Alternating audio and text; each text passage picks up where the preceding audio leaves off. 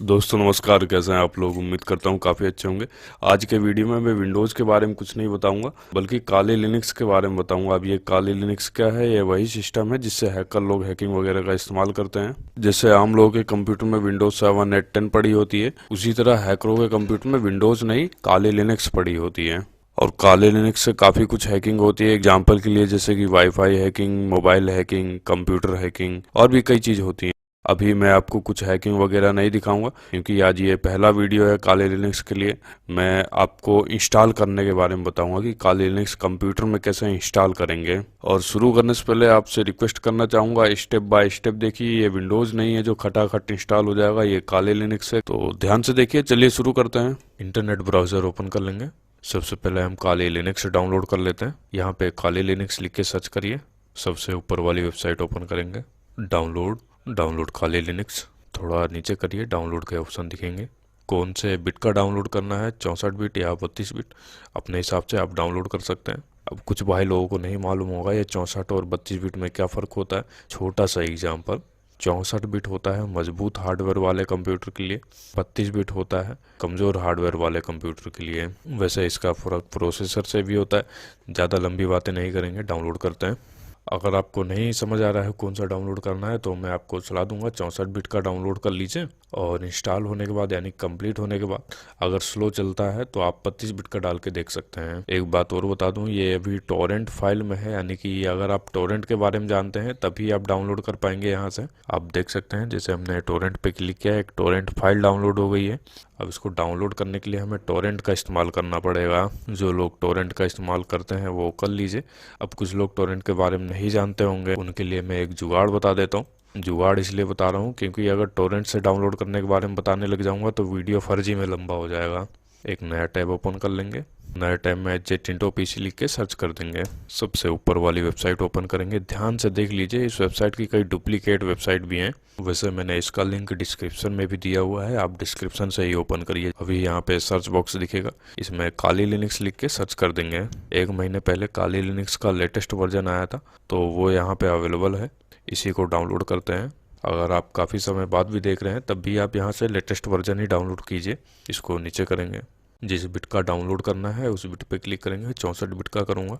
कितनी अच्छी वेबसाइट है, कोई फर्जीवाड़ा नहीं। पेज 1-2 बार रिफ्रेश होगा और डायरेक्ट फाइल आपके कंप्यूटर में डाउनलोड होने लगेगी। मैं कोई भी बड़ी फाइल डाउनलोड वगैरह के लिए इंटरनेट डाउनलोड मैनेजर का इस्तेमाल करता हूँ। इसके इस्तेमाल करने से फ़ायदा यह होता है, जैसे कि मेरे जियो में 1.5 GB इंटरनेट है, 1.5 GB डाउनलोड हुआ, इंटरनेट ख़त्म हो गया, वहीं पे मैं पुश कर देता हूँ और अगले दिन दोबारा से यहीं से स्टार्ट कर लेता हूँ जब मेरा नेट आ जाता है। और भी कई सारे फ़ायदे होते हैं। आप एक बार खुद सॉफ्टवेयर को इस्तेमाल कीजिए, आपको पता चल जाएगा। काले लिनक्स की फाइल डाउनलोड होने के बाद कुछ इस तरह से दिखेगी। अब हमें इसे देखना नहीं है, इसे पेन ड्राइव में बूट करवाना है। बूटेबल पेन ड्राइव के जरिए ही हम कंप्यूटर में काले लिनक्स इंस्टॉल करेंगे। और पेन ड्राइव को बूटेबल बनाने के लिए हमें एक सॉफ्टवेयर की ज़रूरत पड़ेगी। ब्राउज़र ओपन कर लिया है, डाउनलोड करते हैं। रूफूस लिख के सर्च कर दीजिए। रूफूस की ऑफिशियल वेबसाइट ओपन करेंगे, थोड़ा नीचे करिए। रूफूस 3.9 ये लेटेस्ट वर्जन है इसका। क्लिक करते ही डाउनलोड हो जाएगा। डाउनलोड होने के बाद सॉफ्टवेयर के ऊपर राइट क्लिक करेंगे, रन एज एडमिनिस्टर, यस। अब अपनी पेन ड्राइव को कंप्यूटर में कनेक्ट कर देंगे। आपकी पेन ड्राइव में कोई आपका पर्सनल डाटा वगैरह हो तो उसे बैकअप ले लीजिए, क्योंकि बूटिंग प्रोसेस में पेन ड्राइव फॉर्मेट हो जाती है। सिलेक्ट पे क्लिक करिए, अपनी काले लिनक्स की आईएसओ फाइल सिलेक्ट कर लीजिए। पार्टीशन स्कीम में 2 ऑप्शन दिखेंगे, जीपीटी और एमबीआर।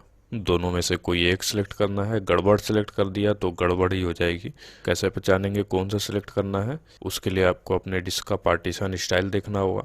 स्टार्ट बटन पर क्लिक किया, कंप्यूटर मैनेजमेंट लिखिए, कंप्यूटर मैनेजमेंट ओपन कर लीजिए। यहाँ पे डिस्क 0 दिखेगा, ये आपकी हार्ड डिस्क है। डिस्क 1 आपकी पेन ड्राइव होगी। डिस्क 0 का हमें चेक करना है या कौन से स्टाइल में है।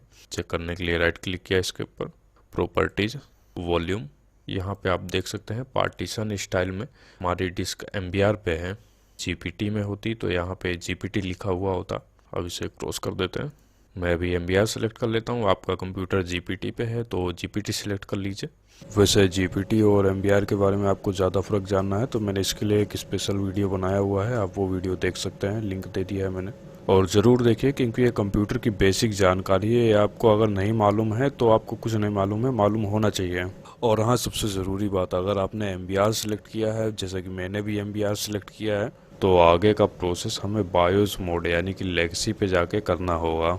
और वहीं अगर आपने जीपीटी सिलेक्ट किया है तो आगे का प्रोसेस हमें यूईएफआई मोड पे करना होगा, क्योंकि एमबीआर बायोस यानी कि लेगेसी मोड को सपोर्ट करता है और वहीं जीपीटी यूईएफआई मोड को सपोर्ट करता है। दोनों अलग अलग होते हैं, एक दूसरे को नहीं सपोर्ट करते हैं। मेरा इतना बड़ा लेक्चर देने का मतलब ये है कि अब आगे के लिए दोनों सेटअप के प्रोसेस अलग अलग हैं। मैं अभी एमबीआर को लेके चल रहा हूँ, यानी कि एमबीआर का प्रोसेस बताऊंगा आगे से। जीपीटी के लिए इस वीडियो में नहीं कवर कर पाऊंगा। जिन लोगों ने जीपीटी सिलेक्ट किया है उनके लिए मैंने एक स्पेशल वीडियो बना दिया है, आई बटन पे और डिस्क्रिप्शन में लिंक दिया हुआ है, आप देख सकते हैं। और नीचे की सेटिंग ये ऑटोमेटिक डिफ़ॉल्ट होती है, हमें स्टार्ट पे क्लिक करना है और yes, okay okay. ISO file copy होने लगेगी, कुछ समय लगेगा, मैं वीडियो को फॉरवर्ड कर दूंगा। चलिए एमबीआर वाले फाइलों की इंस्टॉलेशन का प्रोसेस शुरू करेंगे। अपने कंप्यूटर को शट डाउन कर दीजिए। इस पेन ड्राइव को आपने बूटेबल बनाया है उसे कंप्यूटर में कनेक्ट कर देंगे। कंप्यूटर में बायोस मोड में जाने वाली की दबाइए। एसर में F2 होती है, एचपी में F10 होती है और अलग अलग कंपनियों की मैं नहीं बता सकता हूँ आपको, स्क्रीन पे आप देख सकते हैं। बायोस मोड में जाने के बाद आपको बूट ऑप्शन ढूंढना है, यानी कि बूट टैब ढूंढना है। वहाँ पे लिखा होगा कि आपका कंप्यूटर कौन सी की दबाने से बूट होगा, जैसे कि F12 दबाने से या F9 दबाने से। और साथ में जैसे ही बूट ऑप्शन मिल जाए आपको वहाँ पे बूटेबल पेन ड्राइव का ऑप्शन दिखेगा, उसको सबसे ऊपर कर दीजिए। यानी कि हमें ये सेट करना है कि जैसे ही हमारा कंप्यूटर ऑन होते ही वो पहले बूटेबल पेन ड्राइव को बूट करे, यानी कि बूटेबल पेन ड्राइव के अंदर क्या है उसको देखने लगे। ऐसा इसलिए करना होता है क्योंकि अगर हम बूटेबल पेन ड्राइव लगा दें और कंप्यूटर को बूटेबल पेन ड्राइव से कोई मतलब ही ना रहे, वो अपना कंप्यूटर चालू करके बैठ जाए। और कुछ कंप्यूटर में बूट की डिसेबल होती है, यानी कि कंप्यूटर ऑन हुआ, हम बूट की दबाते रह गए लेकिन कंप्यूटर को कोई फ़र्क नहीं पड़ता है क्योंकि वो डिसेबल होती है। तो उसे एनेबल करना होता है। एनेबल करने के लिए आपको डिसेबल एनेबल वाला ऑप्शन भी ढूंढना है और उसे एनेबल कर देना है। और सब सेटिंग सेट करने के बाद बायोस की सेटिंग को सेव करेंगे। बायोस की सेटिंग को सेव करने के लिए F10 बटन दबाइए। कंप्यूटर दोबारा से शट डाउन होकर रिस्टार्ट होने लगेगा। आप रिस्टार्ट होने का इंतजार मत कीजिए, अपने कंप्यूटर की बूटेबल की फटाफट दबाते रहिए। अब बहुत लोगों के मन में सवाल होगा कि मुझे तो पता ही नहीं है कि ये बूटेबल की कौन सी होती है। एसर में F12 होती है, एचपी में F9 होती है और हर एक में अलग अलग होती है। बाकियों की लिस्ट आप स्क्रीन पे देख सकते हैं। अब आपको काली लिनक्स का इंस्टॉलेशन सेटअप दिखेगा। ग्राफिकल इंस्टॉल सेलेक्ट कर लेंगे क्योंकि इसके ज़रिए इंस्टॉल करेंगे तो इंस्टॉलेशन में थोड़ा आराम रहेगा। यहाँ पे आप देख सकते हैं मेरा माउस काम कर रहा है। मैं कोई सा भी ऑप्शन माउस से सेलेक्ट करके कंटिन्यू यानी कि आगे पीछे बढ़ सकता हूँ। अगर आपका माउस ना काम करे तो आपके कीबोर्ड में एक टैब नाम का बटन होता है, टैब से ऊपर नीचे कर सकते हैं। जैसे ये अभी देखिए बैक पे आ रहा है, अभी कंटिन्यू पे चला गया, इससे आगे नहीं बढ़ रहा है। इसको शिफ्ट करने के लिए मैं दोबारा से टैब बटन दबाऊंगा। ये देखिए अब लैंग्वेज ऊपर नीचे होने लग गया है। सभी को अच्छे समझ आए इसलिए मैं माउस से ही सिलेक्ट करके आगे पीछे करूंगा। इंग्लिश सिलेक्ट कर लिया और कंटिन्यू। यूनाइटेड स्टेट नहीं सिलेक्ट करेंगे, हम भारत से हैं तो इंडिया ही सिलेक्ट करेंगे। कंटिन्यू। इंडियन इंग्लिश मिलेगी नहीं तो अमेरिकन इंग्लिश से ही काम चला लेते हैं। कंटिन्यू। डिटेक्टिंग हार्डवेयर वगैरह होगा। Loading additional components, detecting network hardware. मेरे कंप्यूटर में वाईफाई वगैरह तो है नहीं तो इसलिए यहाँ पे फैलेड लिखा हुआ आ गया है।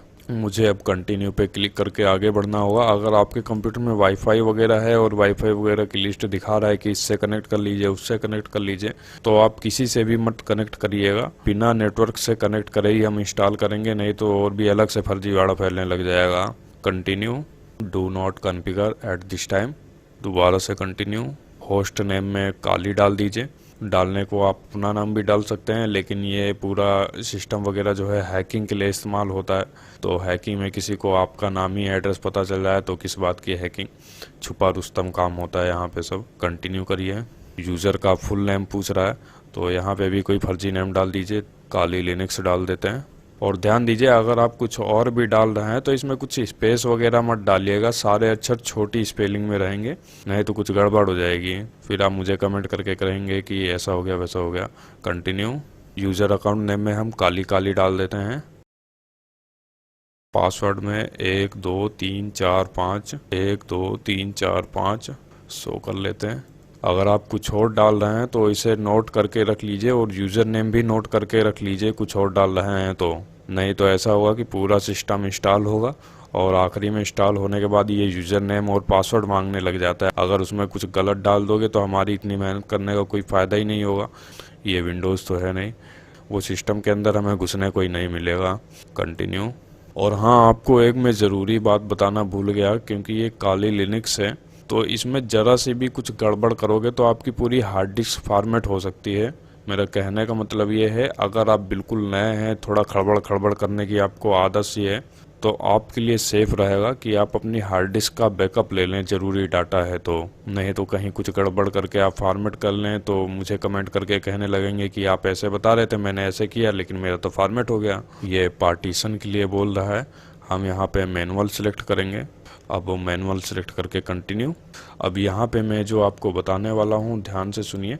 ये जो मेरी हार्ड डिस्क लगी हुई है इसमें 500 GB की, इसमें एक पार्टीशन है मेरा 104 MB का, एक पार्टीशन है 128 GB का, एक 199 का और बाकी आखिरी का 209 GB का। तो अगर आपके कंप्यूटर में भी कुछ इसी तरह से 3-4 पार्टीशन दिख रहे हैं, नहीं दिख रहे हैं तो थोड़ा इंतज़ार कीजिए, आगे मैं आपको भी बता दूंगा कि आपके कंप्यूटर में सिंगल है तो कैसे होगा। अभी जिनके कंप्यूटर में 3-4 दिख रहे हैं उनको बता लेने दीजिए। तो बात को दोबारा से कंटिन्यू करूँगा। जैसे कि आपके कंप्यूटर में अगर 3-4 पार्टीशन दिख रहे हैं तो एक पार्टीशन शायद होगा जो कुछ MB का होगा, जैसे कि ये है मेरा 104 MB का, आपका 506 MB 900 MB का हो सकता है। उस MB वाले पार्टीशन को सिलेक्ट करिए और एंटर कीजिए, डिलीट पार्टीशन, और दोबारा से एंटर कर दीजिए। हमें इस पार्टीशन की ज़रूरत नहीं थी। अब हम आ गए अपनी 128 GB वाली पार्टीशन पे। हमें इसी में लाइनक्स डालनी है तो इसको सिलेक्ट करके एंटर किया और डिलीट पार्टीशन। मैं ये सब एग्जाम्पल के लिए बता रहा हूँ, इसको देख के आपके पार्टीशन चाहे 128 GB का हो या 28 GB का हो, आप आइडिया लगा के अपना काम कीजिए। अब दोबारा से 128 GB पे आ गए। यहाँ पे लिखा मिलेगा मुझे फ्री स्पेस, दोबारा से इस पे एंटर किया। एक बार बैक करके एक चीज़ दिखाता हूँ आपको। अभी देखिए हमारी ये जो दो पार्टीशन है 199 GB की और 209 GB वाली, इनको हम नहीं छेड़ रहे हैं, इनसे हमारा कोई मतलब नहीं है। इनमें हमारा अभी डाटा सुरक्षित है। जो काम कर रहे हैं हम MB वाली पार्टीशन के ऊपर और ये 128 GB वाली पार्टीशन के ऊपर कर रहे हैं। तो दोबारा से इस पे आके एंटर किया, क्रिएट न्यू पार्टीशन। अब यहाँ पे साइज डालने को पूछेगा, यहाँ पे साइज डालेंगे करीब 10 GB और एंटर कर देंगे। बिगिनिंग सिलेक्ट रहने देंगे यानी कि सबसे ऊपर, और कंटिन्यू। यूज एज ए पे आ जाएंगे और एंटर करेंगे, और स्वैप एरिया दोबारा से एंटर। बूटेबल फ्लैग पे आएंगे, एंटर करेंगे। बूटेबल फ्लैग ऑन हो चुका है। अब नीचे डन पार्टीशन सेटिंग पे आएंगे और एंटर कर देंगे। अभी हमने क्या किया है, जो हमारी 128 GB की पार्टीशन थी उसमें से 10 GB पार्टीशन निकाल लिया है और उसको स्वैप एरिया बनाया है, और साथ में बूटेबल फ्लैग भी ऑन कर दिया है। तो काले लिनक्स में ये पार्टीशन बनाना ज़रूरी होता है, एक स्वैप पार्टीशन बनाते हैं। विंडो में तो ऐसा कुछ होता नहीं है, डायरेक्ट एक ही डिस्क को पकड़ा उसी के अंदर सब दबा दिया, लेकिन इसमें ज़रूरी होता है। ज़रूरी क्यों होता है मैं किसी और वीडियो में डिस्कस करूँगा। अब दोबारा से जो फ्री स्पेस वाली पार्टीशन है उस पर आइए, एंटर करिए, क्रिएट न्यू पार्टीशन। तो जितनी भी इसकी साइज़ है मैं इसी साइज़ के अंदर अपनी सी ड्राइव बनाना चाहता हूँ, यानी कि मेरा सिस्टम इसी ड्राइव के अंदर इंस्टॉल होगा। तो मैं यहाँ पे कोई छेड़खानी नहीं करूँगा। कंटिन्यू और यूज़ एज ए पे एंटर करेंगे। सबसे ऊपर वाला ऑप्शन ext4 सिलेक्ट होना चाहिए और माउंट पॉइंट पे आके एंटर करेंगे। यहाँ पे भी सबसे ऊपर वाला ऑप्शन सिलेक्ट होना चाहिए, the root file system, enter. बाकी सारी सेटिंग सेम होनी चाहिए। सबसे नीचे आएंगे, डन पार्टीशन सेटिंग। ये जो डंडा सा दिख रहा है ये स्लैश है, इसका निशान ये है कि हमारा जो है सिस्टम इसी के अंदर इंस्टॉल होगा। अब सब कुछ सेटिंग ठीक है, पार्टीशन हमने बना लिए हैं। नीचे फिनिश पार्टीशन सेटिंग पे लाके एंटर कर देंगे। आगे बढ़ने से पहले मैं एक चीज़ और बताना चाहूँगा, बैक कर लेते हैं। मैं अपने सभी पार्टीशन डिलीट कर देता हूँ। सबसे नीचे वाले पे डिलीट पार्टीशन, दोबारा से डिलीट पार्टीशन, फिर डिलीट पार्टीशन, डिलीट पार्टीशन। अभी मैंने अपनी डिस्क के सारे पार्टीशन डिलीट कर दिए हैं आपको समझाने के लिए कि अगर आपकी डिस्क में कोई भी पार्टीशन नहीं है तो नए पार्टीशन यहाँ पे कैसे बनाएंगे। तो अपनी सिंगल डिस्क पे एंटर करेंगे और न्यू पार्टीशन, दोबारा से यहाँ पे 10 GB साइज डाल देंगे स्वैप पार्टीशन बनाने के लिए। प्राइमरी पार्टीशन, बिगिनिंग यानी कि ऊपर, यूज एज ए पे आएंगे, स्वैप एरिया, एक स्वैप एरिया बनाना ज़रूरी होता है। बूटेबल फ्लैग ऑफ है, ऑन कर दिया। डन पार्टीशन सेटिंग, दोबारा से नीचे वाली पार्टीशन पे आते हैं, इसके भी कुछ टुकड़े करते हैं, एंटर किया, क्रिएट न्यू पार्टीशन। अब मैं चाहता हूँ कि मैं जिस पार्टीशन में अपनी काली लिनक्स डालने जा रहा हूँ वो 100 GB की हो, तो यहाँ पे 100 लिख दिया, एंटर किया, और primary beginning use as a पे ext4 सेलेक्ट होना चाहिए। मैं ये सब चीज़ आपको दोबारा बता रहा हूँ इसलिए क्योंकि सबको अच्छे से समझ आ जाए। माउंट पॉइंट पे सबसे ऊपर वाला ऑप्शन सेलेक्ट होना चाहिए और बाकी सब सेटिंग मैच कर लेंगे। डन पार्टीशन सेटिंग, नीचे आ गए, एक दो पार्टीशन और बना लेता हूँ। क्रिएट न्यू पार्टीशन, इसे मैं 200 GB का बनाना पसंद करूँगा, enter. Primary beginning ext4 select होना चाहिए, बाकी यहाँ पे होम आ जाएगा, कोई दिक्कत नहीं है। सारी सेटिंग दोबारा से मैच कर लेंगे। डन पार्टीशन सेटिंग, अब एक जो 226 GB की पार्टीशन है इसमें अभी फ्री स्पेस लिखा हुआ आ रहा है, यानी कि ये अभी हमारे कंप्यूटर में डिटेक्ट नहीं करेगी। डिटेक्ट करने के लिए इसे भी हमें एक पार्टीशन बनाना पड़ेगा। एंटर किया, क्रिएट न्यू पार्टीशन, एंटर। इसे लॉजिकल सेलेक्ट कर लेंगे। डन पार्टीशन सेटिंग, 3 हमारी प्राइमरी पार्टीशन हो गई और एक लॉजिकल पार्टीशन हो गई। क्योंकि हमारी हार्ड डिस्क MBR पार्टीशन पे थी तो उसमें 3 से ज़्यादा प्राइमरी पार्टीशन नहीं हो सकते हैं और उसके बाद सारे लॉजिकल रखने पड़ते हैं। सब कुछ सेटिंग कंप्लीट करने के बाद फिनिश पार्टीशन सेटिंग पे आके एंटर कर दीजिए। अब यहाँ पे ये पूछ रहा है आपने जो सेटिंग किए हैं उस सेटिंग के हिसाब से मैं आपकी हार्ड डिस्क को फॉर्मेट करने जा रहा हूँ, क्या ये ठीक है या नहीं। मैं कहता हूँ हाँ बिल्कुल ठीक है, मैंने सोच समझ के ही सब काम किया है। कंटिन्यू करेंगे। अब खुश हो जाइए, लगभग हमारा 70% काम हो चुका है। हमारा काली लिनक्स इंस्टॉल हो रहा है। Installing the base system. आपको यहाँ तक पहुँचने में कोई दिक्कत आई हो तो आप मुझे कमेंट करके बताइए। वैसे मैंने पूरी कोशिश करी है कि आपको अच्छे से समझ आ जाए। पीछे वाली चीज़ मैंने आपको 2 बार बताया है। नेटवर्क मिरर के लिए पूछेगा, ये नेटवर्क वगैरह के चक्कर में हम बाद में पढ़ेंगे, तो अभी हम यस करके आगे बढ़ जाते हैं। कंटिन्यू। मार्क लगाने के लिए ऑप्शन आ जाएंगे, जितने भी बॉक्स हैं सब में मार्क लगा देंगे और काली वाले पे आके कंटिन्यू कर देंगे। यहाँ पे अच्छा खासा समय लगेगा, मैं वीडियो को फॉरवर्ड करना चाहूँगा। इंस्टॉलिंग ग्रब बूट लोडर के बारे में आएगा। इसका टोटल मार के कहने का मतलब यही है कि मैं बूट लोडर को आपकी हार्ड डिस्क में इंस्टॉल कर दूं, तो मैं इसे बोलूँगा कि हाँ इंस्टॉल कर दो, क्योंकि अगर नो करूँगा तो बूट लोडर इंस्टॉल नहीं हो पाएगा मेरी हार्ड डिस्क में। तो इससे क्या होगा कि कंप्यूटर बूट ही नहीं होगा, जिससे हमने इतनी मेहनत करी है उसका कोई फ़ायदा नहीं होगा। तो अभी मैं यस करके कंटिन्यू कर दिया हूँ। अब यहाँ पे दोबारा से पूछ रहा है एंटर डिवाइस मैनुअली, तो मैनुअल भी नहीं करना है क्योंकि ये थोड़ा लंबा प्रोसेस हो जाता है, इसके झंझट में हम नहीं पड़ेंगे। नीचे जो है DEV SDA दिख रहा है, इसको सिलेक्ट किया और कंटिन्यू किया। इंस्टॉलिंग ग्रब बूट लोडर, पूरी इंस्टॉलेशन फिनिश हो गई है, आखिरी सेटअप पे है ये। अभी जल्दी हमारा लाइनेक्स हमारे सामने होगा, बस कुछ देर और है। इंस्टॉलेशन कंप्लीट का मैसेज दिखेगा, कंटिन्यू करिए। अपने आप ही बंद होके चालू होगा और ये लोगो आएगा आपके सामने। यूज़र नेम और पासवर्ड डालने के लिए कह रहा है, तो हम पहले यूज़र नेम डालेंगे। मैंने काली डाला था वहाँ पे, तो यहाँ पे मैं काली डाल देता हूँ। और पासवर्ड में मैंने 1 2 3 4 5 डाला था, आपने जो डाला था वो डाल दीजिए और लॉगिन। अभी आप देख सकते हैं रात के 10:45 हो रहे हैं और हमने काली लिनक्स इंस्टॉल कर लिया है।